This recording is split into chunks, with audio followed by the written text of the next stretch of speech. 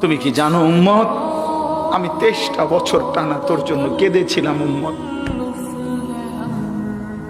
আমি এমন কাঁদা কাঁদছি রে উম্মত তোদের জন্য।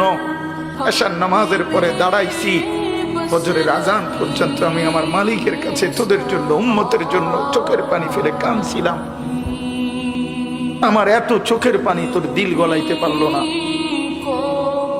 আমি তায়েফের পাথরের আঘাতে আমার পিঠটা চালনির মতো ছিদ্র ছিদ্র হয়ে গেছে রক্তে। আমি বুকে পেটে 2টা পাথর বাঁধছি ক্ষুধার কষ্টে। আমি উহুদের দান শহীদ করা রক্তে উহুদের ময়দানে পড়েছিলাম বেহুশ হয়ে। আমার ঘরের চুলায় 3 মাস রান্নার জন্য কোনোদিন চুলায় আগুন জ্বলে নাই। আমার এত চোখের পানি, এত রক্ত, এত ক্ষুধার কষ্ট, কিছুই তোর মন গলাইতে পারলো না, তোরে সেজদা দিতে পারলো না।